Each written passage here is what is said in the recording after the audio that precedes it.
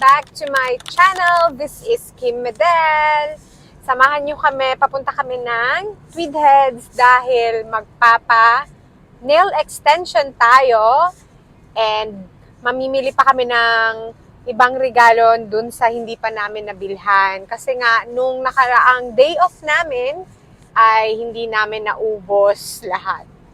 So, pupunta kami ng shopping center at bimili na namin lahat dahil malapit na ang Christmas at ayaw natin ng sobrang raming tao para mag-shopping. So, tara!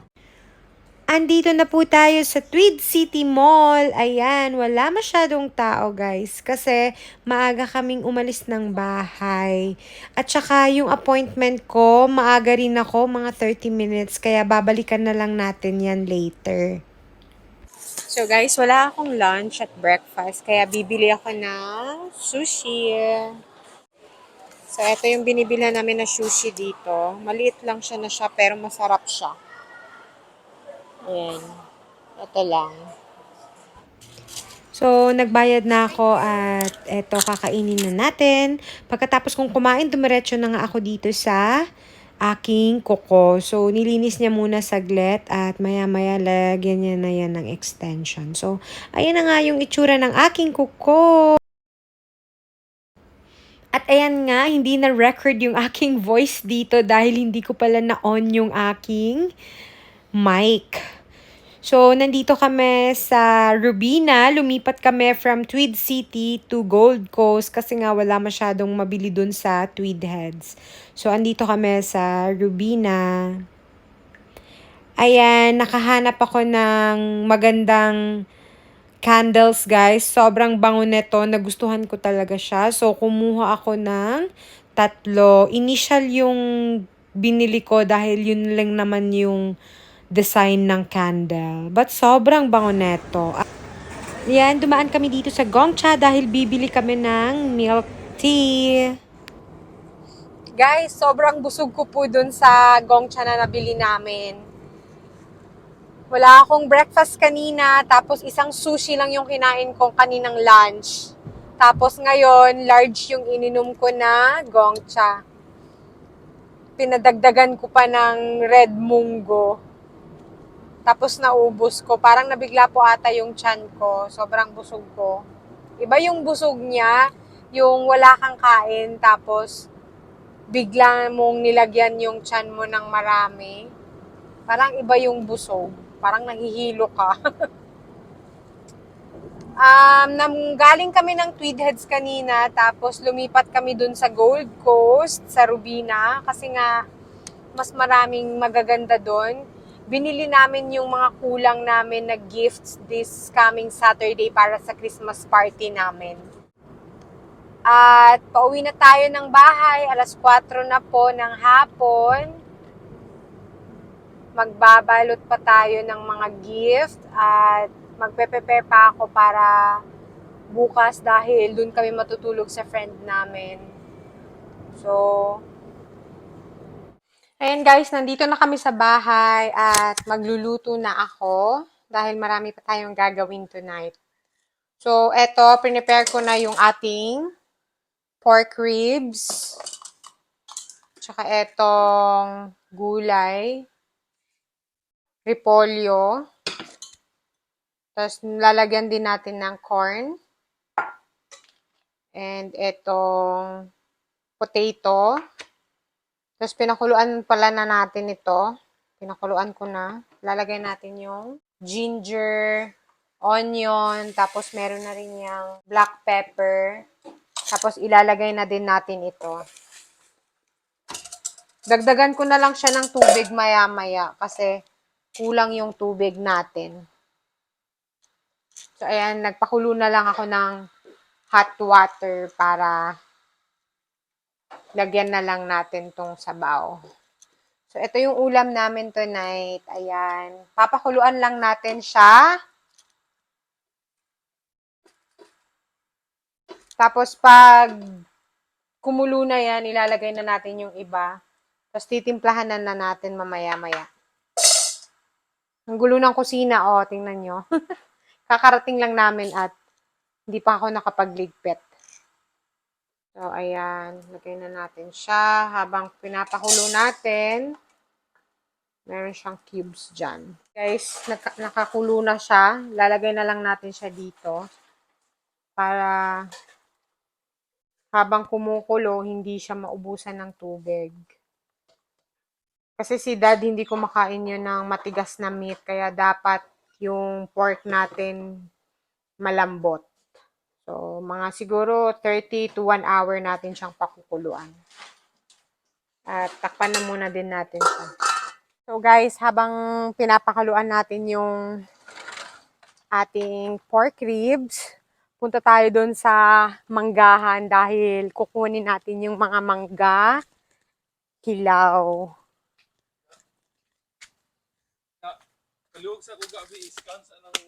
So eto guys, tingnan nyo, abot natin yung mangga, dami, green. So kukunin natin yan dahil pag hindi natin yan kukunin, alam nyo ba kinakain yan ng mga bat. Kita nyo ba yan? Yan o, dito tayo sa malapitan.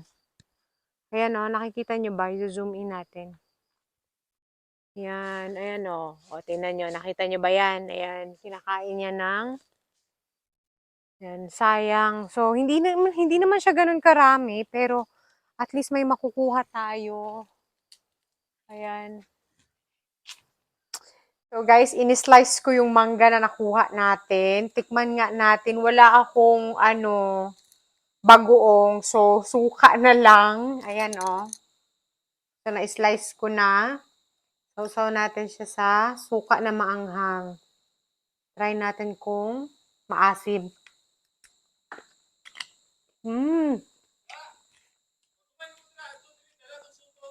Sarap. Sarap guys. Sarap nito sa bagoong talaga.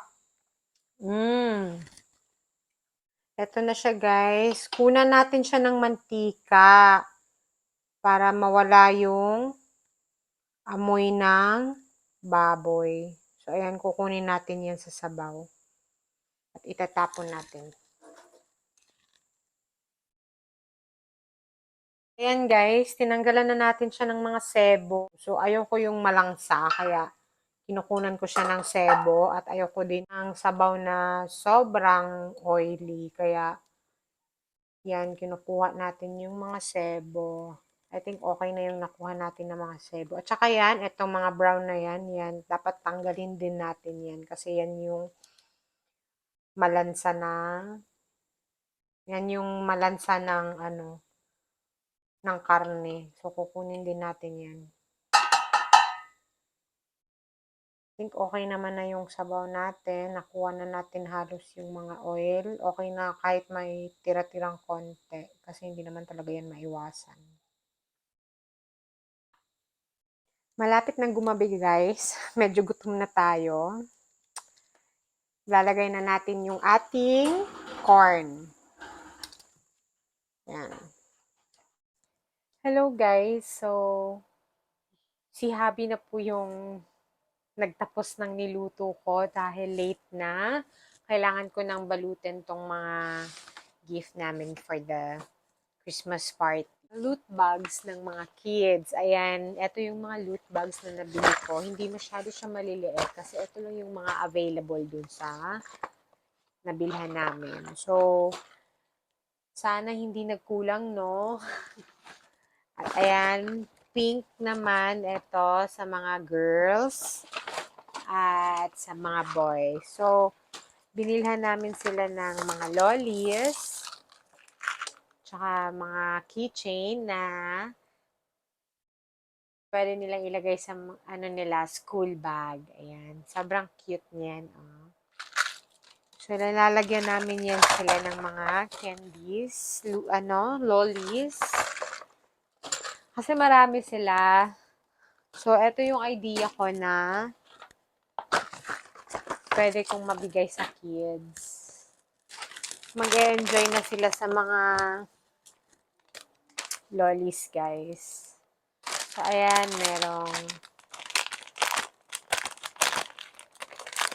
din akong nabiling Skittles.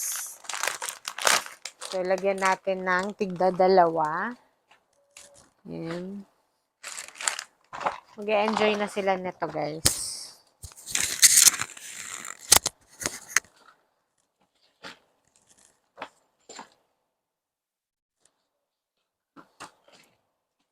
Lagyan niya natin.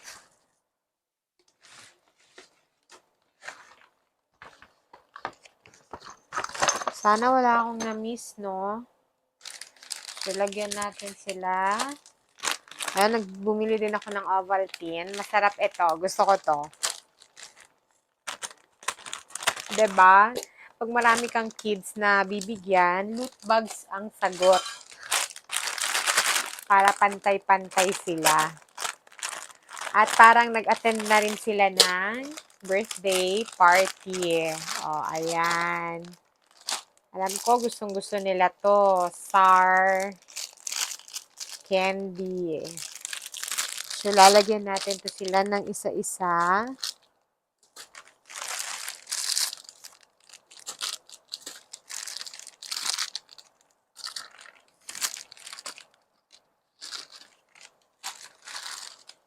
Tapos, itong Ovaltine.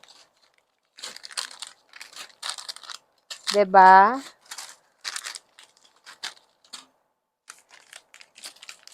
Itong Kittles.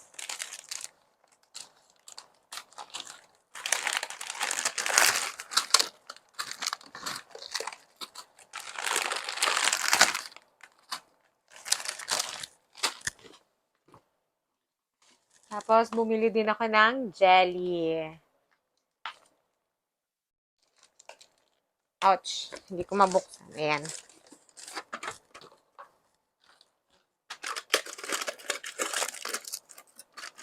Lalagyan natin. Ang cute, oh. Tingnan nyo. 'Di ba? Lagyan natin sila ng tagdadalawa. Yan, nilagyan ko sila ng tigdadalawa. At eto, rockets.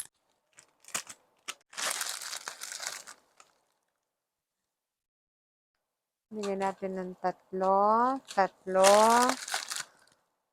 tatlo, tatlo. Ayan yung laman ng kanilang loot bags. So, ayan guys. Marami na yan guys. Kaso, malaki yung lalagyan. Kaya, nagmukhang maliit. Try nga natin to. Kasi sabi ni Habi, gusto niyo daw to eh. Tikman nga natin kung anong lasa nito. Nakalimutan ko na to.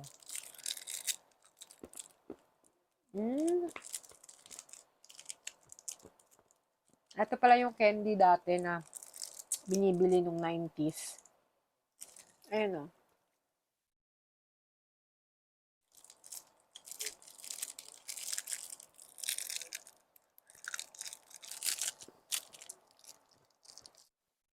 At ito naman guys, para sa mga friends namin. Ayan, candle po siya. Konti lang yung, hindi parehas yung candle na nabili ko sa lahat kasi naubusan ako. Kaya eto na lang. May mga initial ng ano nila name. Ayan.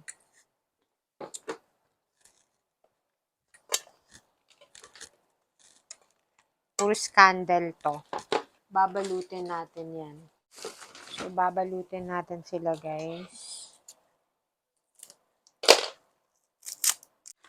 Ito yung iba pang candles na nabili namin. Ayan o. Diba? Merong straight shooter, smells like you don't tolerate. Kayo na magbasa. Tsaka, meron ding always right. Smells like I told you so. Party animal. Smells like cocktails and late nights. Ayan. Ang gaganda nito kaso naubusan na talaga sila. Better half. Smells like the best thing about you is me. Daydreamer. Smells like you're in need of another holiday. Ay, ang ganda. Sayang nga lang talaga naubusan. So, babalutin natin to sila ng paisa-isa.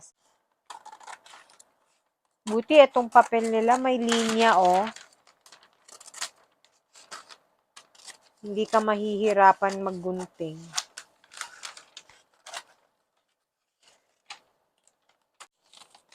Mali pala yung naano ko, guys. Ang laki.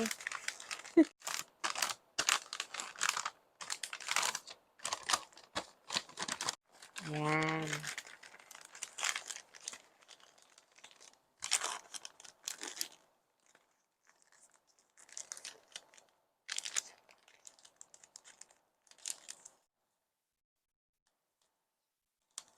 Ayan, guys. Nabalot na natin yung mga candles. Medyo nahirapan ako dito sa walang box na candle. So, hindi ko alam kung paano ko siya babalutin or baka lagyan ko na lang siya ng ribbon. Maghanap na lang ako ng ribbon bukas. Ayan, may 4 tayo dito na hindi ko mababalot sa gift wrapper kasi mahirap. So, meron akong nabili dito na Guess. Ayan, body mist. Napakabango niya. Ibibigay natin siya sa pag-games. Ang babango nila, sorry boys, pero para ata to sa mga wife nyo. Kung sino mang makakakuha niyan. Diba? Kasi may games, so meron kaming mga paraffol. So, ayan guys, nabalot na natin sila na parang candies. At meron tayong gift dito sa newborn baby. Ayan, meron tayong friend na kapapanganak lang. Ayan, overall to siya for baby. So, isahin ko na lang yung lalagyan nila ng mommy niya. Ayan, ang cute oh. Tapos, ito yung sa mommy niya, sleeping wear. Kasi pag nagpa-pump siya, madali na lang during night. Ayan. So, isahin na lang natin yung lalagyan nila. Kasi malaki naman yung lalagyan eh. So, ayan. At ito naman yung sa isa pang teenager.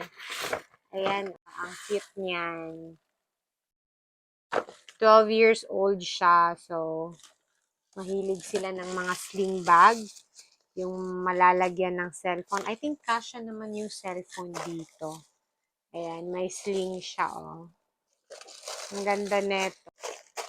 May sling bag siya. Ang ganda, oh. Shimmering black. Alam ko mahilig yun sa black, eh. Kaya black na lang din yung kinuha ko. Ayan. Yan. Para sa manita at manito namin ni Habi. Tapos, eto pa, nabili namin. Bagong bahay. Nagamit to talaga. Kasi ako mahilig ako sa ganito. So, meron kaming exchanging gift na $50 worth. 179 siya. Uunahin natin ito. Ayan lang guys. Tapos na tayong magbalot. That's all for today's vlog. Thank you for watching. Good night!